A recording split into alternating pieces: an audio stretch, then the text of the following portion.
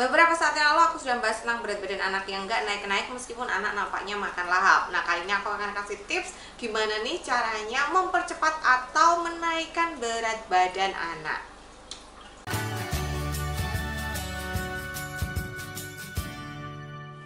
Halo, selamat datang di Kriwil Life, ngobrolin kesehatan bareng aku, Bidan Kriwil. Hari ini aku akan membahas tentang gimana ya caranya untuk menaikkan berat badan anak yang sudah MPASI. Kalau berat badan anak ASI aku sudah pernah membahas, kalian tinggal langsung cus meluncur ke videonya.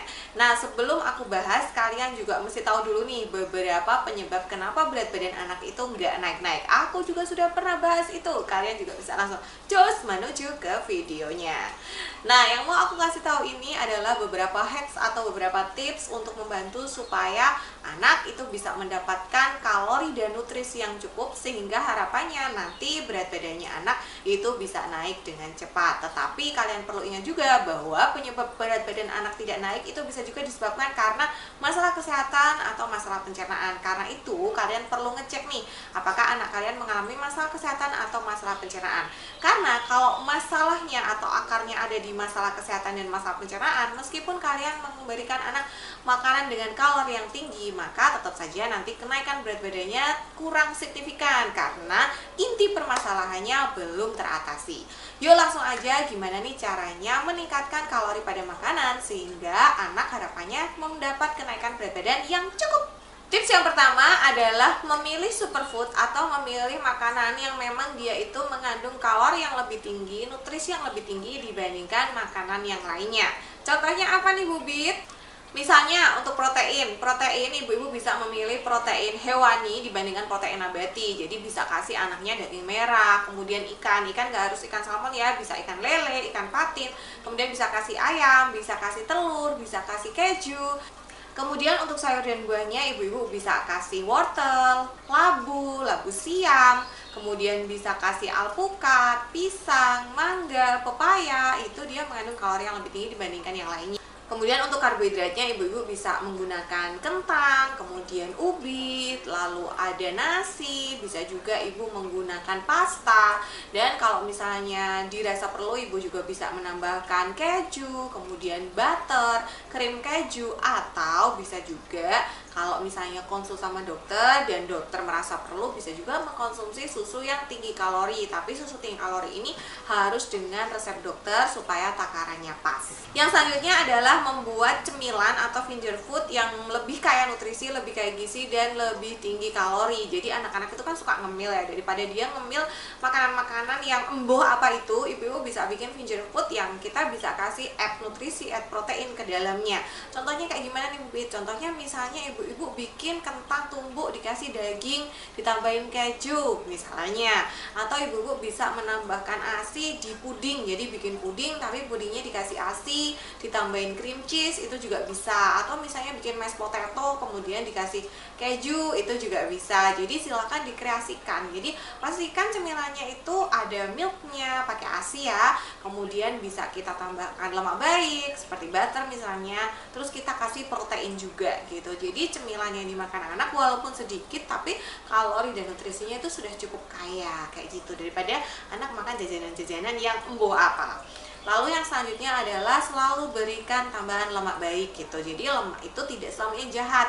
Ada lemak baik dan lemak juga diperlukan untuk pertumbuhan anak. Jadi ibu-ibu bisa menggunakan santan misalnya. Jadi ibu bisa masak opor ayam atau bikin cemilan yang ada santannya. Jadi misalnya bikin puding susu nih, terus dikasih fla dari santan, itu bisa. Kemudian ibu-ibu juga bisa menambahkan kayak butter gitu. Jadi kayak misalnya mau bikin nasi tim gitu. Nah, nasi timnya ini bisa ditambah dengan butter yang dilelehkan. Itu juga bisa gitu. Jadi silahkan untuk memberikan lemak baik. Atau misalnya snacknya pengen alpukat nih. Nah, alpukatnya itu bisa ditambahin kayak misalnya dibikin ada topping fly-nya pakai santan tadi, atau misalnya alpukatnya dihalusin ditambah ASI gitu ya. Jadi dapat lemak baik, dapat juga tambahan nutrisinya. Jadi, silahkan pilih aja mana yang paling mudah terjangkau dari segi harga dan dari segi ketersediaan.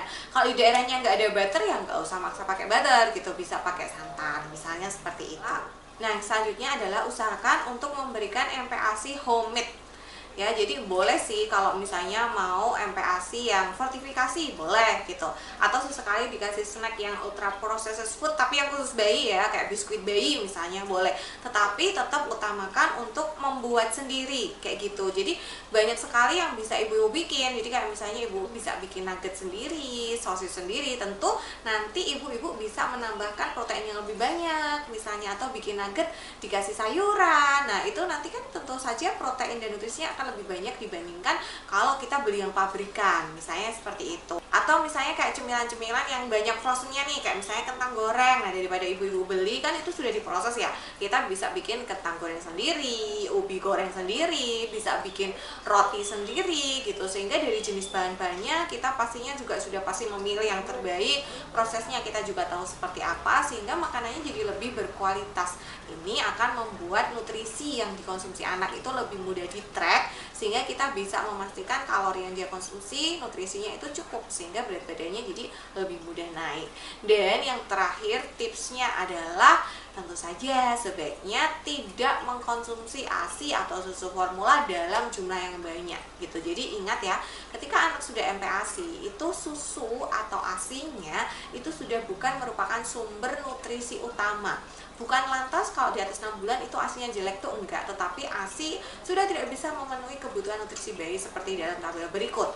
Otomatis karena sudah tidak bisa memenuhi, kita butuh MPASI. Nah, ketika anak sudah mengenal MPASI, maka sumber makanan utama dan energi utamanya itu adalah MPASI, bukan ASI gitu ya. Jadi makan MPASI dulu, ASINya sebagai selingan, bukan sebaliknya, ASINya yang utama, MPASINya sebagai selingan. Kak, aduh anakku sukanya nyusu doang nih, jadi makanannya jarang-jarang gitu. Jangan, karena itu juga akan membuat berat badan anak tuh nggak naik, dan anak potensial mengalami kekurangan nutrisi atau kekurangan kalori gitu. Jadi usahakan ya kalian jangan ASI atau susu formulanya yang utama, tetapi MPASI-nya yang utama. Bahkan sebenarnya setelah anak disapi, dia itu nggak harus mengkonsumsi susu kok gitu. Jadi bisa kita dapat sumber kalsium dari makanan yang lain gitu, nggak harus dari susu. Tapi kalau misalnya mantepnya pakai susu, ya boleh saja kalau misalnya pakai susu, tapi susu bukan menjadi sumber energi utama. Sumber energi utamanya adalah tetap MPASI. Jadi silahkan batasi ya, kayak misalnya cukup 600 sampai 800 ml aja per hari.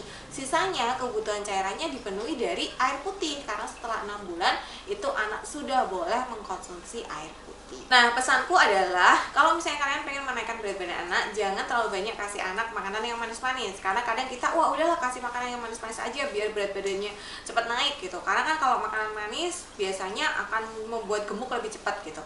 Karena kalau misalnya anak terlalu banyak makan makanan yang manis, itu juga potensial merusak gigi dan bisa juga meningkatkan resiko obesitas dan diabetes nanti di kehidupannya yang akan mendatang gitu. Jadi boleh konsumsi gula tapi tidak boleh terlalu banyak, dan pastikan juga untuk menjaga kesehatan gigi dan mulut, karena kesehatan gigi dan mulut itu juga penting dalam proses makan anak. Kalau gigi dan mulut anak bermasalah, otomatis dia jadi malas makan. Kalau sakit gigi kan malas makan ya, sehingga akhirnya nutrisinya pun jadi terhambat, yang masuk jadi sedikit, sehingga berat badannya susah naik.